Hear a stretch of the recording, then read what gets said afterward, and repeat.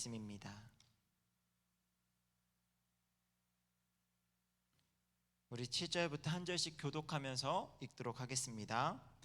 내가 또 다시 해 아래에서 헛된 것을 보았도다.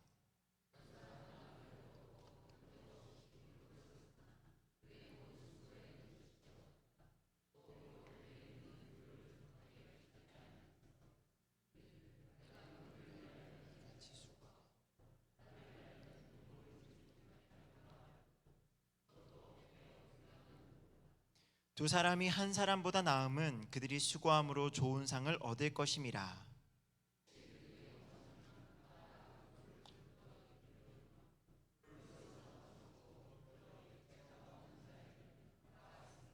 또 두 사람이 함께 누우면 따뜻하거니와 한 사람이면 어찌 따뜻하랴. 한 사람이면 패하겠거니와 두 사람이면 맞설 수 있나니 세 겹줄은 쉽게 끊어지지 아니하느니라. 아멘. 할렐루야. 오늘의 기도에 나오신 우리 모든 성도님들을 주님의 이름으로 환영하고 축복합니다. 우리 옆에 계신 분들하고 한번 인사할까요? 너무나 뻔한 인사지만 우리 즐겁게 환한 미소를 지으면서 잘 오셨습니다. 네, 이 밤에 이 저녁에 피곤한 몸을 이끌고 너무 잘 오셨습니다. 오늘 함께 말씀 가운데 또 기도하는 시간에 하나님의 크신 은혜가 우리 모두에게 임할 줄 믿습니다. 여러분, 이번 은혜로 기도회 이번 6차 주제가요, 공동체라는 것을 우리가 계속 강조하고 있습니다. 여러분은 공동체라는 단어를 얼마나 생각하며 살아가고 계십니까? 공동체라는 단어를 혹시 깊이 묵상해 본 적 있으신가요? 이것에 대한, 이 단어에 대한 관심이 있고 없고는 아마 개인마다 차이가 조금 있을 거라고 생각을 하고요. 질문을 조금 바꾸어 본다면 여러분들은 둘 중 어느 것에 더 관심이 있으신지 한번 속으로 대답을 해보셨으면 좋겠습니다. 내가 잘 되는 것, 그리고 공동체가 잘 되는 것, 여러분 어디에 더 포커스를 맞추고 계신가요? 오늘 이 질문을 기억하면서요, 같이 오늘 말씀에 귀를 기울이시는 이 밤이 되기를 소망합니다. 전도서 4장 1절부터 12절까지의 말씀은요, 전도자가 해 아래에서 본 세 가지를 중심으로 이야기가 전개되고 있습니다. 그 세 가지는 이러한데요, 사람들을 학대하는 사람, 또한 수고함으로 두 손 가득 움켜진 사람들, 다 내 거야 라고 하면서 움켜진 사람들, 그리고 아들도 형제도 없이 외롭게 홀로 수고하는 사람의 모습, 이 세 가지를 전도자가 해 아래에서 보았다라고 이야기합니다. 그런데 이 본 세 가지가 긍정적으로 평가되기보다는 무언가 좀 씁쓸하다, 좀 좋지 않다라는 감정으로 내가 보았다라고 이야기하죠. 그리고 이 세 가지 모습에서 저희가 말씀을 조금 더 고민하고 묵상하다 보면 한 가지 공통점을 찾을 수 있는데요, 그것은 바로 개인주의라는 것입니다. 이 세 가지 모습이 전혀 다른 모습처럼 보이지만 사실 그 말씀을 조금만 들여다보면 이 세 가지 모습의 공통적으로 개인주의라고 하는 것이 드러나고 있다라는 거예요. 1절부터 3절에는요, 학대하는 사람들이 나타나고 있습니다. 그들이 사람을 학대하는 이유를 1절에서 찾을 수 있는데요, 그것은 그들이 갖고 있고 계속적으로 유지하고자 하는 권세 때문이다 라고 1절에 소개하고 있어요. 그들은 그 권세를 유지하고 그 권세를 이어가기 위해서, 계속적으로 붙들기 위해서 사람들을 학대한다 라고 이야기합니다. 즉 자신의 권세, 개인의 권세를 위해서 다른 사람들이 눈물을 흘리고 고통받는 것을 아랑곳하지 않는 그런 모습이 지금 1절부터 3절에 나타나고 있다라는 거죠. 4절에서 6절에는요, 수고함으로 두 손 가득 움켜진 사람들을 소개하는데요, 이것을 이젠 이 말씀을 그대로 이해할 수도 있지만 조금은 더 쉽게 풀이되어서 소개하고 있는 말씀, 그리고 저는 이 세번역 성경이 영어 성경을 그 원어의 의미를 조금 더 잘 번역해 놓은 거다라고 생각을 해서요, 4절 말씀을 같이 세번역 성경으로 한번 읽어보기 원합니다. 우리 같이 읽도록 하겠습니다. 시작. 또 내가 모든 수고와 일의 모든 성과를 살펴보니 그것도 사람들이 서로 질투하는 데에서 나온 것에 불과하였다. 그러니 이것 뜻 헛된 일이다. 네, 여기에서도 말씀해 보니까요, 사람들이 서로 질투하고 경쟁하면서 서로 더 많이 갖기 위해서 싸운다라고 이야기합니다. 우리가 읽은 원래 개역개정, 우리가 읽은 성경 말씀에는 누군가 한 사람이 더 많이 갖기 위해서 수고하고 그 움켜진 것을 놓지 않는 것처럼 보이지만, 사실은 그 사람의 모습이 옆에도 있고 또 옆에도 있고 서로 다 경쟁하면서 더 많이 가지려고 그렇게 다투는 모습이 지금 4절부터 6절에 나와 있다라는 거예요. 이웃을 돌보지 않습니다. 오직 자기만을 위해서 수고하고 모든 재주를 다 교묘한 일을 통해서 더 많은 것들을 쌓고자 하는 모습이 바로 이 두 번째 나타난다라는 거죠. 8절에서는요, 어떤 사람이 나옵니까? 주변에 형제도 아들도 없는 사람에 대해서 소개하고 있습니다. 물론 이 말씀 그대로, 문자 그대로 이 사람은 형제도 아들도 없는 사람일 수도 있습니다. 하지만 뒤에 나오는 말씀들을 맥락상 이해하자면 저는 아무리 생각을 해도 이 사람은 극단적인 개인주의자가 아닐까라는 생각이 돼요. 심지어 자기 아들이나 형제도 돌보지 않는 그런 개인주의로 가득한 사람으로 보일 수 있다라는 거죠. 오직 자기의 행복을 위해서 살아갑니다. 이미 주어진 부요함을 족하게 여기지 않는다라고 말씀은 기록하고 있어요. 계속적인 탐욕으로 더 많이 쌓기 위해서 노력하는 인생, 그 사람이 바로 8절에 나오는 사람의 모습이다라는 거죠. 결국 이 사람은 마지막을 어떻게 끝내는가 하면요, 그 마지막이 참 허탈한데요. 내가 누구를 위하여 수고하고 내 심령으로 낙을 누리지 못하게 하는 거 하나니 이것도 헛되어 무익한 노고로다 하면서 정말 허망한 외침을 남기고 이 땅에서 사라진다라는 거예요. 여러분, 결국 전도자가 해 아래에서 보게 된 세 가지의 모습은요, 오직 자기만을 위해서 살아가는 개인주의로 가득한 사람들의 모습을 우리에게 지적하고 있다라는 거예요. 여기까지만 이야기했다면 우리가 그렇게 살면 안 되겠구나라고 할 수 있겠지만, 전도자가 지혜자이기 때문에 우리에게 그 우매한 인생에서 벗어날 수 있는 기회를 제공합니다. 그래서 지혜의 말씀을 선포하는 것이 바로 9절부터 12절까지의 말씀이에요. 여기서 보면 전도자는 두 사람과 한 사람을 비교하면서 9절부터 지혜의 말씀을 우리에게 소개합니다. 어려운 말씀은 아닙니다. 9절부터 이어지는 이 말씀의 내용은요, 그냥 문자 그대로 이해할 수도 있는 내용들이에요. 두 사람의 수고가 한 사람의 수고보다 더 좋은 상을 얻게 될 거야.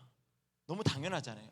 한 사람이 수고하는 것보다 두 사람이 수고하면 시너지도 나고 힘도 나고 더 많이 좋은 것을 얻게 될 거야. 어렵지가 않습니다. 두 사람이 혹시 길을 걷다가 혼자 가는 사람은 넘어지게 되면 일으켜줄 사람은 없지만, 두 사람이 함께 가면 옆에 있는 사람이 일으켜줄 거야. 너무나 맞는 말인데 또 이것이 지혜라 이야기하죠. 또한 밤에 자리에 누울 때에도 두 사람은 서로의 체온으로 따뜻하게 해줄 것이다 라고 하면서 사실 그렇게 어렵지 않은 지혜의 말씀을 우리에게 선포하고 있습니다. 이 말씀에 있는 그대로 이해하자면요, 두 사람이 함께 수고하면 좋은 결과가 있을 거고, 어려운 일을 당하면 서로 도움을 줄 수 있을 거다 생각을 하면서 우리는 그래, 함께하면 더 좋지 라고 생각을 하고 말씀을 묵상을 마칠 수도 있습니다. 그런데 여러분, 지금 이 본문, 이 말씀의 내용이 사실 누구를 향해서 정말 깨닫기를 원하는 말씀으로 먼저 던져졌을까요? 해 아래에서 본 사람들의 특징이 뭐라고요? 개인주의로 가득 찬 사람들이요.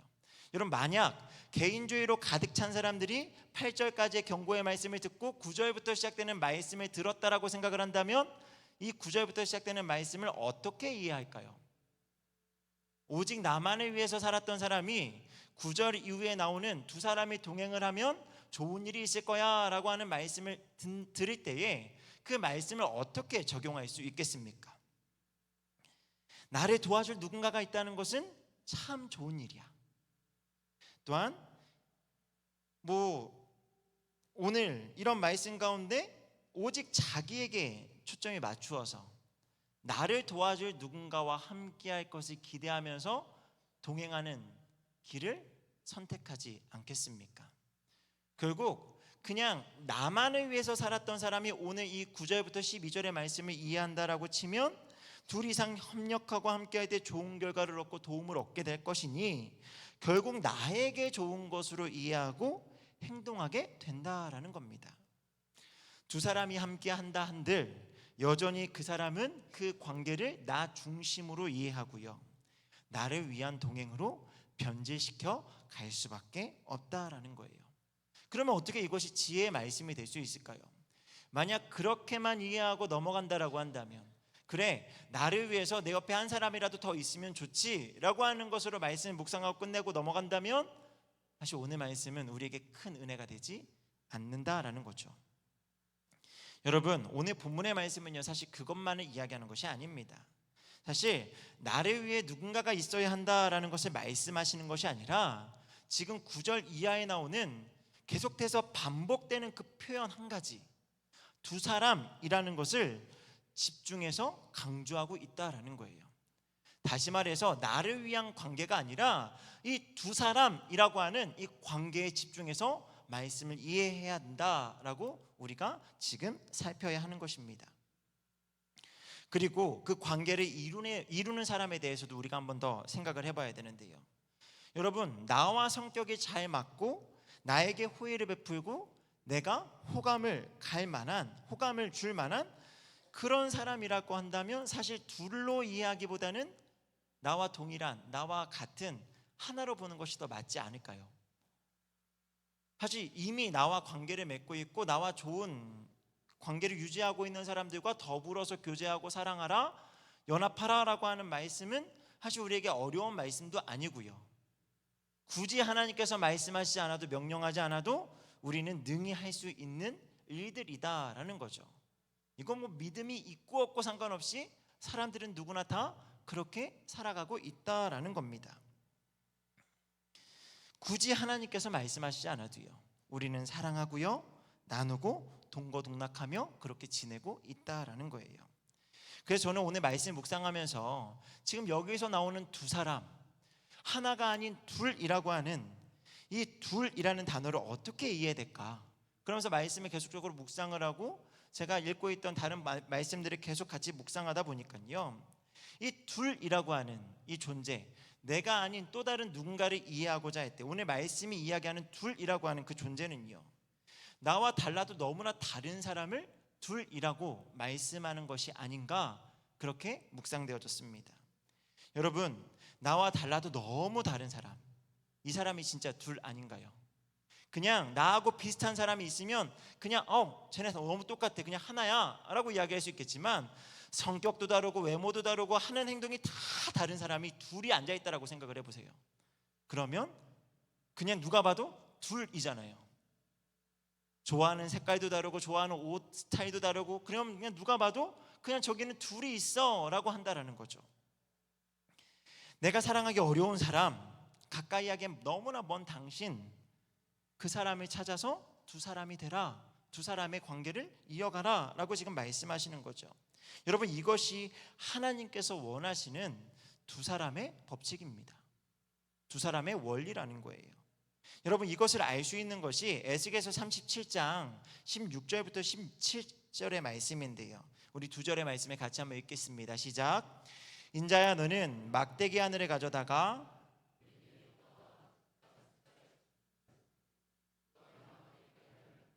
그 이외에 에브라함의 막대기 곧 요셉과 그 짝 이스라엘 온 족속이라 쓰고 그 막대기들을 서로 합하여 하나가 되게 하라. 내 손에서 둘이 하나가 되리라. 지금 여기에서도 둘이 하나가 된다라고 이야기합니다.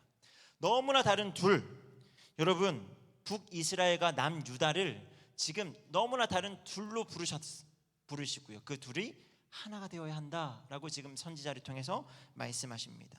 여러분, 남과 북으로 나뉜 지 너무 오랜 시간이 지난 지금 시점이에요. 영적인 부분도 너무나 차이가 나고요, 여러 이해관계 속에서 수차례 전쟁도 치른 북과 남, 마치 우리나라의 북한과 남한의 관계처럼 그렇게 계속적으로 대치하고 전쟁을 벌여왔던 사이다라는 거죠. 이전에는 물론 형제지파, 같은 조상을 둔 형제지파라고 할 수 있지만 지금은 아니다라는 겁니다. 그런데 하나님께서는 철저하게 다른 둘을 서로 합하여서 하나가 되라, 말씀하신다라는 거죠. 이와 같은 두 사람의 법칙은요, 에베소 2장에도 나오는데요. 우리 14절 말씀을 같이 한번 읽도록 하겠습니다. 시작. 그는 우리의 화평이신지라 둘로 하나를 만드사 원수된 것 곧 중간에 막힌 담을 자기 육체로 하시고. 여러분, 초대교회가 처음으로 진통을 겪었던 문제 중에 하나가 바로 무엇인가 하면요, 유대인과 이방인의 함께 신앙생활하는 것이었습니다. 여러분, 유대인은 어떤 사람들이죠? 선민사상으로 똘똘 뭉친 사람들입니다. 물론 그들이 예수님을 영접하고 유대 그리스도인들이 되었지만 여전히 초대교회 안에서는 아직도 선민사상이 존재해서요, 오직 유대인 가운데 예수님을 믿는 우리만 구원하실 거야 라고 했던 그런 생각들이 가득했다라는 거죠. 그런데 복음이 이방인들에게 전파되고 이방인들이 교회 안에 들어왔을 때 이 유대인들과 이방인들이 섞이지 못하는 문제가 생겼다라는 거예요. 그런데 하나님께서는 어떻게 하시라고요? 그 둘을 하나가 되게 하셨다. 이미 둘로 하나가 되게 하셨으니까 이제 하나가 되어야 한다라고 말씀하신다라는 거죠. 전혀 섞일 수 없는 나와 너무 다른 사람과 함께 한다라는 것, 심지어 원수와 같은 사람과 하나가 된다라고 하는 것은요, 사실 정말 어려운 일이죠. 오늘 이렇게 말씀을 하면서 제가 이 말씀을 전할 때 저는 어떻게 잘할 수 있을까, 나는 잘하고 있는가 생각을 하면 사실 저에게도 참 어렵다라는 생각이 들었습니다. 저도 나와 너무 다른 사람, 사랑하기 어려운 사람들, 심지어 저에게 좋지 않은 감정으로 정말 폭언을 하는 사람들도 종종 만날 때가 있거든요. 심지어 교회 안에서도 그런 사람들을 만날 때가 있습니다. 그래서 제가 저희 청년들한테는 가끔 이야기하는 부분인데, 저는 제 핸드폰 전화기가 통화를 하면요, 자동 녹음이 됩니다. 이게 뭐 일부러 처음에 그런 건 아닌데, 교회 사역을 하면서 여러 가지 막 기억해야 되고 잊어버리는 것들을 놓치지 않기 위해서 시작을 했는데, 이것이 꽤 유용한 기능이 되어서 이게 모든 통화가 다 자동 녹음이 돼요. 근데 가끔 전화로요, 이게 정말 험한 말을 하시는 분들이 계시거든요. 심지어 성도님들 중에도 그런 분들이 있었습니다. 그러면 제가 그 통화가 끝나면 얼마나 마음이 아프겠어요. 마음이 참 많이 허전해져요. 그런데 제가 꼭 하는 일이 있어요. 통화가 끝나면 그 녹음 파일을요, 즐겨찾기로 꼭 눌러놓습니다. 그러면 그 통화 녹음 그 목록 내용 중에 이 즐겨찾기 된 것만 이렇게 모아져 있어요. 그리고 제가 가끔 교만해지거나, 그리고 제가 가끔 막 영적으로 막 그 큰 도전이 없다라고 생각되어질 때는 가끔 선택해서 하나 딱 눌러봐요. 그럼 막 험한 말이 막 쏟아지거든요. 그래, 네가 교만할 필요가 없어. 하나님께서 너에게 이렇게 너의 마음을 아프게 하는 사람들도 있는데, 그리고 그 통화 내역을 그냥 이상한 생각으로 듣는 것이 아니라 그렇게 듣고 나서 그분을 위해서 기도하는 습관을 갖게 되었다라는 거죠. 실제로 지금도 기도의 자리에 앉게 되면요, 하나님께서 항상 떠올리게 하시는 사람들이 사실 그러한 사람들이 꽤나 많이 있습니다. 내가 정말 좋아하고 기도해 줘야 되는 사람들도 당연히 떠오르겠지만, 사실 사랑하기 어려운, 정말 함께하기 어려운 사람들을 항상 하나님께 떠올리게 하세요. 그러면 하나님, 왜 떠오르게 하시죠? 하나님, 제가 원망하고 불평하는 거 듣기 원하십니까? 라고 생각으로 정말 싫은 감정을 하나님 앞에 드러내기도 하지만, 어쨌든 하나님께 떠올리게 하시고 원하시는 것은 기도하는 것이기 때문에 사실 울며 겨자 먹기로 그냥 어쩔 수 없이 기도하겠습니다 시작을 해요. 미운 놈 떡 하나 더 준다라는 심정으로, 하나님, 저 정말 축복하는 마음으로 기도하는 건 아닌데 한번 기도를 해보겠습니다 라고 하는 마음으로, 그렇게 좋지 않은 마음으로 기도를 시작을 합니다. 그런데 그렇게 기도하기 시작하면요, 기도가 마칠 때쯤이면 그 사람을 축복하는 기도로 바뀌게 되더라는 거죠. 우리도 사람인지라 모든 사람을 다 주님과 같이 사랑할 수는 없다라는 거죠. 하지만 그런 누구라도 주님께서는 우리에게 하나가 될 것을 명령하신다라는 거예요. 여러분, 지금 이 시간 혹시 나와 너무 다른 사람 떠올리라 한다면 생각나시는 분들이 계신가요? 특별히 우리가 함께 신앙생활하는 이 공동체 안에서 정말 떠오르고 싶지 않은 나와 너무 다른 사람이 혹시 떠오르시는 분들이 계십니까? 하나님께서는요, 오늘 이 시간에 그 사람을 내가 연합해야 되는 두 사람으로 부르신 줄 믿습니다. 그리고 오늘 그 사람을 위해서 기도할 수 있는 저 여러분이 되기를 소망합니다. 혹 아무도 떠오르지 않는다면, 내 관계는 참 원만하고 그냥 좋은 것만 항상 생각을 하기 때문에 그런 사람이 떠오르지 않는다라면, 한 가지 더 도전해 드리는 것은요, 아직 내가 전혀 모르는 누군가에게 손을 내밀어 보시고요, 그 사람이 내가 연합해야 되는 또 누군가 한 사람, 그 사람이 되기를 주님의 이름으로 소망합니다. 근데 여러분, 오늘 말씀 가운데 사실 전도자가 궁극적으로 지향하는 목적은요, 사랑하기 어려운 누군가와 연합을 하고 두 사람을 이루어가는 것, 이것이 궁극적인 목적은 아닙니다. 두 사람이 뛰어넘어서요, 정말 더 원하는 것이 있는데요, 반복적으로 두 사람과 한 사람을 비교하다가 갑자기 12절에 와서 그 비교 구도를 지금 넘어서서 또 다른 한 가지를 제시하고 있다라는 거죠. 우리 12절 말씀을 같이 한번 읽도록 하겠습니다. 12절입니다. 시작. 한 사람이면 패하겠거니와.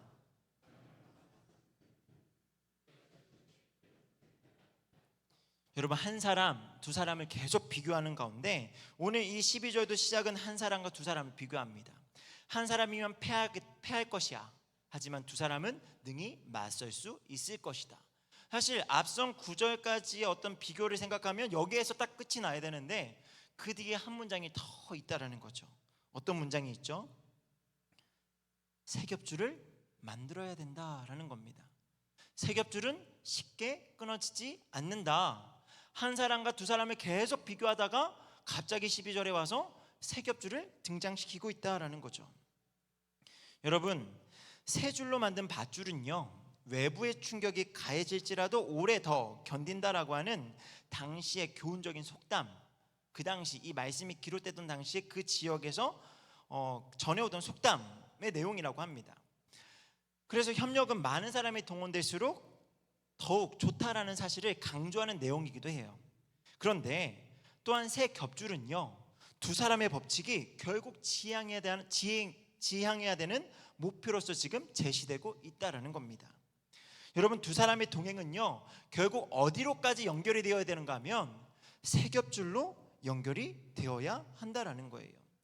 결국 우리는요, 나 자신만을 생각하는 개인주의의 생각에서 벗어나서 두 사람을 이루고 그 두 사람에서 한 걸음 더 나아가서 세 겹줄을 완성해가는 그런 삶의 목표를, 신앙의 목표를 반드시 가져야 한다라는 거예요. 여러분, 이 세 겹줄이 무엇일까요? 이 세 겹줄이요, 바로 공동체입니다. 너무 다른 사람이 모여서 교제하고요, 그 두 사람의 하나 이상의 수가 더해져서 세 겹줄을 이루는 것, 여러분, 이것이 공동체라는 거죠. 특별히 신앙 공동체의 원리이기도 한데요, 우리 마태복음 18장 20절의 말씀을 같이 읽도록 하겠습니다. 시작. 두세 사람이 내 이름으로 모인 곳에는 나도 그들 중에 있느니라. 여러분, 두 사람, 그 이사랑의 사람들이 주님의 이름으로 모인 곳에 누가 함께 하신다고요? 주님이 함께 하신다. 여러분, 이게 무엇입니까? 이게 교회입니다. 이게 공동체라는 거죠. 그런데 우리가 이 12절의 말씀을 이해하는 데 있어서 혼동하면 안 되는 것 하나가 있어요. 그 하나가 무엇인가 하면요, 세 겹줄은 쉽게 끊어지지 않는다라는 이 표현입니다. 세 겹줄은 쉽게 끊어지지 않는다. 이 말은 절대 안 끊어진다라는 말이 아니라는 거예요. 여러분, 그렇게 한다면 세 겹줄은 절대 끊어지지 않는다라고 아마 기록되었을 거예요. 그런데 말씀에는 쉽게 끊어지지 않는다라고 기록하고 있죠. 그래서 저는 이 세 겹줄이 더 공동체라고 확신을 한다라는 거예요. 여러분, 하나, 둘보다는 분명 강합니다. 그래서 쉽게 끊어지지는 않아요. 하지만 어떻게 할 수도 있다고요? 끊어질 수도 있다라는 것이 지금 전제하는 말씀이기도 하다라는 거죠. 여러분, 끊어질 수도 있습니다. 그럼 왜 갑자기 찬물을 뿌리느냐? 찬물을 뿌리는 말씀으로 다가올 수도 있지만 정말 우리가 그렇게 세 겹줄이 끊어진다라고 하면 포기하는 것이 맞습니까? 한 사람의 시작을 해서 두 사람의 법칙을 이루어가고 그렇게 세 겹줄을 통해서 공동체를 이루어가는데 끊어질 수도 있다라고 한다면 여러분은 포기하시겠습니까? 그것이 정말 주님께서 우리에게 정말 기대하시는 모습일까요? 아닙니다. 한 번 더 도전해 보는 거예요. 여러분, 세 겹줄로 안 되면 몇 겹줄로 하면 될까요? 네 겹줄로 하면 되죠. 네 겹줄로 안 되면 몇 겹줄로 하면 될까요? 5겹줄로 하면 돼요. 실제로요, 실 하나 아니면 어떤 거 하나를 묶어서 하나하나 이렇게 묶다 보면 처음에 하나, 두 개, 세 개 이렇게 묶일 때는 힘을 안 받는데 그것이 덩어리가 되고 뭉치가 되면요, 쉽게 끊어지지 않는 견고한 순간이 찾아온다라는 겁니다. 그러니 쉽게 끊어지지 않는 세 겹줄을 만들어서도 끊어진다라고 한다면 네 겹줄, 5겹줄, 6겹줄 계속적으로 더 많은 겹을 시도해서 더 견고한 신앙 공동체를 만들어 가야 한다라는 거죠. 여러분, 세 겹줄의 공동체라 할지라도 끊어질 수 있습니다. 부족함이 있을 수 있고요, 문제가 있을 수 있다라는 거예요. 여러분, 이 세상에 완벽한 공동체는 없습니다. 그것은 나의 신앙 또한 마찬가지 아닐까요? 그러니 우리는 세 겹줄이 끊어졌을 때 당황하면 안 돼요. 아, 끊어질 수 있다고 했지. 그래, 말씀에 끊어지지 않는다고 한 게 아니라 끊어질 수 있다고 했지. 그러면 한 번 더 묶자, 한 번 더 겹을 쌓아가자 하면서 그 겹을 늘려가면 된다라는 겁니다. 그렇게 한 사람의 힘으로 안 되면 두 사람의 힘으로, 세 사람의 힘으로 안 되면 네 사람의 힘으로 계속적으로 그 힘을 늘려가면서 신앙 공동체를 더 견고하게 세워가는 것, 이것이 오늘 이 세 겹줄이 끊어지지 않는 비결이 아니겠습니까? 여러분, 우리는 그렇게 더욱 단단한 겹줄로 묶어가야 한다라는 거예요. 특별히 신앙 공동체는 그 겹줄을 만들어감에 있어서 더 유리한 부분이 있죠. 어떻게 해요? 그 문제를 주님께 맡겨드리는 겁니다. 그러면 특별히 아까 두 사람의 법칙에서 그 두 사람이 누구와 누가 만난다고요? 서로 원수된 사람, 나와 너무 다른 사람, 함께하기 어려운 사람이 만났을 땐 당연히 문제가 생길 수 있는데 그 문제를 주님께 맡겨드리면 그 원수된 것을 하나 되게 하시는 하나님의 은혜가 반드시 임하게 된다라는 거예요. 여러분, 살아있는 교회, 살아있는 공동체는요, 부딪힘이 있을 수밖에 없습니다. 건강한 교회는요, 그 안에 조금의 다툼과 생각의 다름이 있을 수 있어요. 달라도 너무 다른 사람들이 두 사람이 되려고 노력을 하는데 그 사람들이 세 겹줄을 이루어가고 더 큰 공동체를 이루어가려고 하는데 어떻게 소요가 없을 수 있겠습니까? 하지만 그 일을 주님께 맡겨드림으로 하나 되어져서 세 겹줄을 이루고 더 견고한 신앙 공동체를 이루어가는 것, 그것이 주님께서 우리에게 바라시는 모습이 아니겠습니까? 여러분, 오늘날 교회가 의식을 갖고 싸워야 하는 것, 그것은 바로 개인주의입니다. 오늘날의 모습은요, 함께, 같이라는 단어가 사라집니다. 나만, 혼자, 개인이라는 단어만 계속 앞세우는 시대를 살아가고 있어요. 이런 사고가 교회 안에도 빈번하게 보여지고 있습니다. 공동체의 영성보다는 개인의 영성에만 관심을 두고 있고요, 공동체가 함께 이루어갈 비전에는 큰 관심이 없습니다. 안타깝게도 우리 교회에도 이런 모습이 있다라는 것, 아마 그것이 우리가 진단할 수 있는 모습이지 않을까요? 그런데 성경은요, 나만을 위해 살아가는 모습을 분명하게 이야기하죠. 그것은 문제다라고 말씀하는 거예요. 나만을 위해 사는데 뭐가 문제입니까? 하나님을 모르는 사람들, 하나님의 은혜를 모르는 사람들이라면 전혀 상관없다고 말할 수 있어요. 하지만 우리는 다르죠. 우리는 생명을 빚진 자이기 때문에요. 죽었던 우리를 살려주셨기 때문에 우리는 생명의 빛을 지고 사는 사람들로서 빚을 갚는 사람이 되어야 하죠. 그래서 주님께서는 빚을 갚는 방법이 무엇인지 우리에게 말씀하는데요, 요한일서 3장 16절의 말씀을 같이 한번 읽도록 하겠습니다. 시작. 그가 우리를 위하여 목숨을 버리셨으니 우리가 이로써 사랑을 알고 우리도 형제들을 위하여 목숨을 버리는 것이 마땅하니라. 여러분, 주님께서 우리를 위해서 목숨을 버리셨어요. 그러니까 우리도 형제를 위하여 목숨을 버리는 것이 마땅하다라고 이야기합니다. 여러분, 마땅하다라는 단어가 무슨 뜻입니까? 이것은 선택사항이 아니라는 거예요. 마땅히 당연하게 그래야 한다, 그것이 옳다, 이것이 마땅하다라는 단어입니다. 나만을 위한 인생이 아닌 다른 이들을 함께 생각하며 더불어 사는 인생, 그것이 바로 우리 그리스도인들의 인생이다라는 거예요. 여러분, 설교를 시작하면서 생각해 볼 질문 하나를 드렸죠. 내가 잘 되는 것과 공동체가 잘 되는 것, 둘 중에 무엇을 선택하시겠습니까? 여러분, 이것을 우리의 신앙과 연결하자면 개인의 신앙 성장, 비전, 이것에는 우리는 참 많은 관심을 두고 있지만 공동체가 잘 되는 것에는 우리가 얼마나 많은 관심을 갖고 있는가, 그런 질문으로 바꿀 수 있습니다. 그런데 여러분, 공동체가 잘 되는 것 안에는요, 영적 성장의 비밀이 있습니다. 우리 에베소 2장 21절과 22절의 말씀을 같이 읽도록 하겠습니다. 시작. 그의 안에서 건물마다 서로 연결하여 주 안에서 성전이 되어가고 너희도 성령 안에서 하나님이 거하실 처소가 되기 위하여 그리스도 예수 안에서 함께 지어져 가느니라. 우리는 서로 연결되어 공동체를 이룹니다. 그리고 그리스도 예수 안에서 함께 지어져 가고 있습니다. 여러분, 공동체가 성장하는 것과 더불어 무엇이 성장하죠? 우리도 성장하는 거예요. 공동체가 성장하면 그 안에 연결되어 있는 우리도 함께 지어져 가는 겁니다. 함께 성장해 가는 거예요. 여러분, 나 혼자 성장하는 신앙은 없습니다. 결국 공동체가 잘 되는 것 안에 내가 잘 되는 것이 포함된다라는 거예요.